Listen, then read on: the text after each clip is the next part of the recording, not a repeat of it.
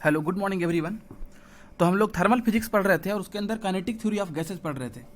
उसका first part मैं already आपको पढ़ा चुका था और उसका वीडियो भी अपलोड कर चुका था।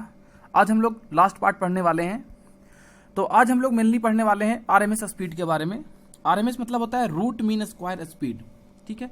आर मतलब root, R means root, mean square, R means root, root means root, mean square मतलब अगर किसी चीज का स्क्वायर का एवरेज, ठीक है। हम लोग ये पढ़ने वाले हैं आज।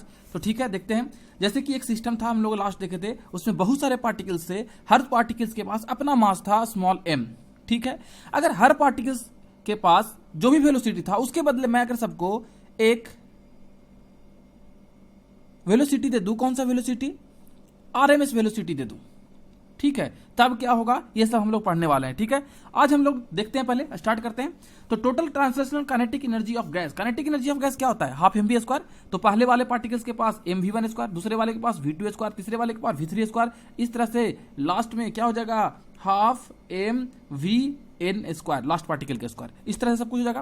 अगर सबको ऐड कर देंगे तो हाफ सब में है तो हाफ बाहर निकल जाएगा।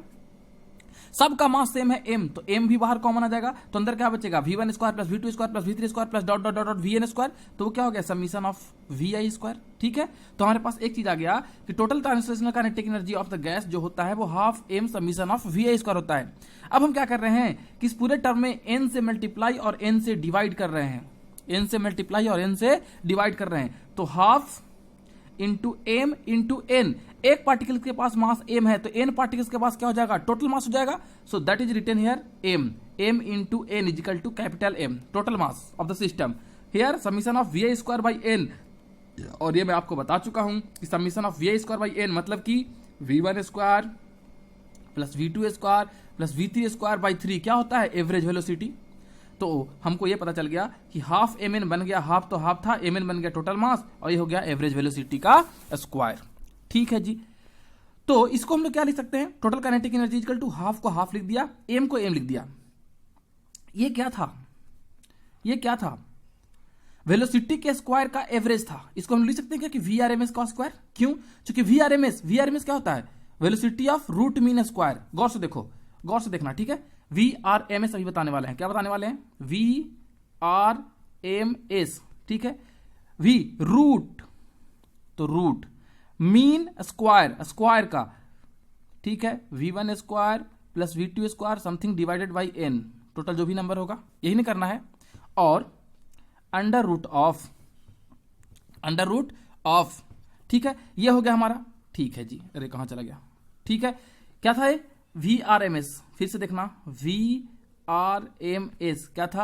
Under root of v one square plus v two square plus dot dot dot dot dot dot dot divided by n, ये था।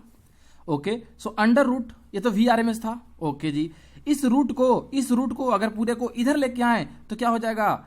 वी आर एम एस का square, v R M S का square is equal to, यहां क्या बचेगा? V one square plus v two square something divided by n, यही ना था कि नहीं था? तो इसके बदले हम लोग पुट कर सकते हैं ना वी आर एम एस का स्क्वायर, इसीलिए यहां पे लाके मैं पुट कर दिया हाफ एम, इसके बदले वी आर एम एस का स्क्वायर।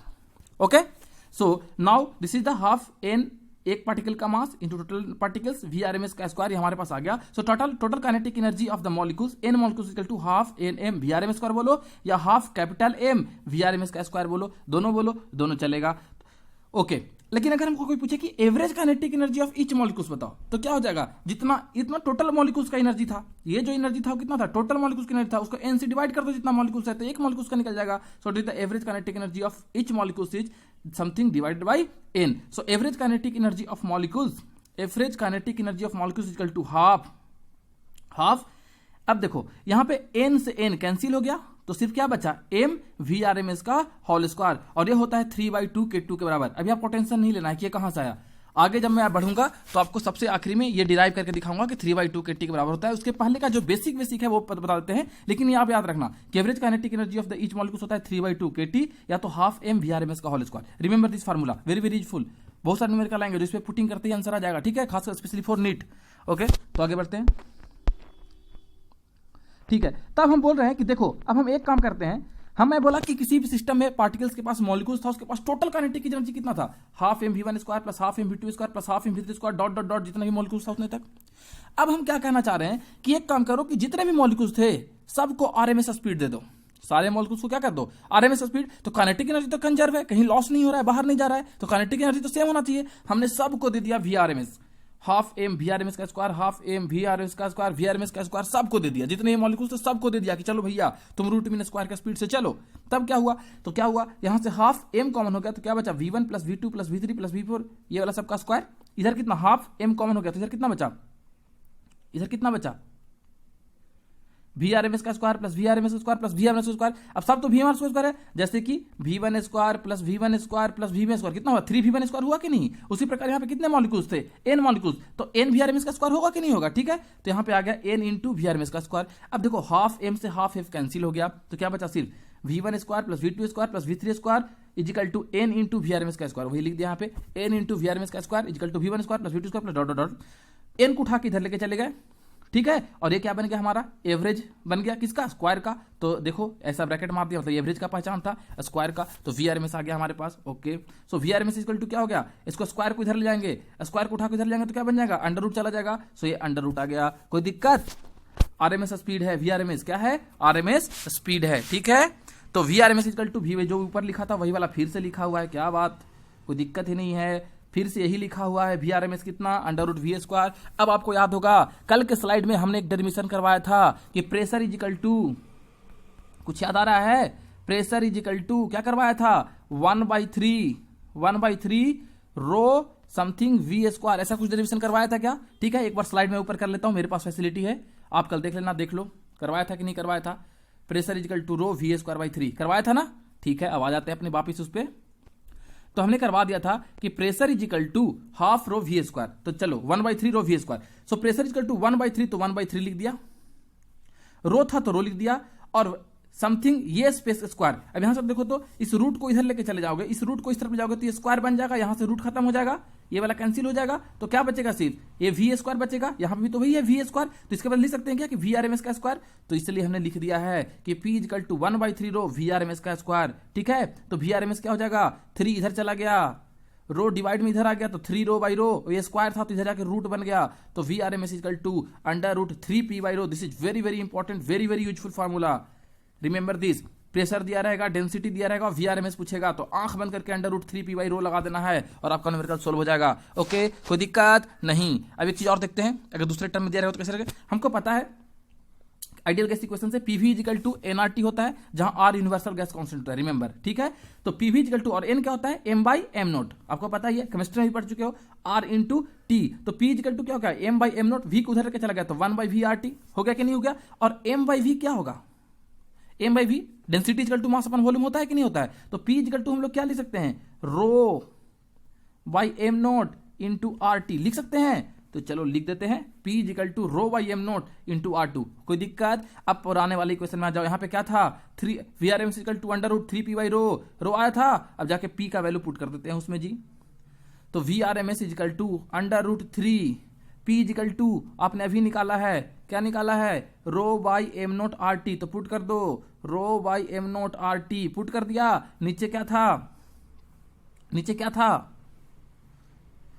एक था ना नीचे, क्या था यहां देखो नीचे एक रो भी था साथ में, तो नीचे एक रो था तो हमने एक रो भी लिख दिया साथ में, तो रो से रो कैंसिल्ड आउट, तो ओनली क्या बचा 3RT बाई एम नोट, बचा कि नहीं बचा 3RT बाई एम नोट। तो we R M S equal to under root 3RT by M naught भी, अगर यूनिवर्सल गैस कांस्टेंट दिया हो, क्या दिया हो यूनिवर्सल गैस कांस्टेंट दिया हो, टेम्परेचर दिया हो और मोलर मास दिया हुआ हो, सब कुछ दिया हुआ हो, तो ये भी स्पीड लगा सकते हैं। सारा फॉर्मूला याद होना चाहिए, कोई भी एक होगा तो डिराइव करने आना चाहिए, ठीक है।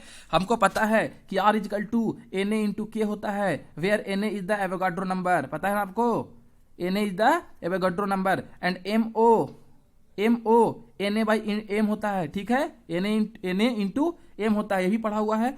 के क्या होता है बोल्ट्जमैन कांस्टेंट होता है, के क्या होता है बोल्ट्जमैन कांस्टेंट होता है, सब कुछ आप पढ़ चुके हो, ठीक है।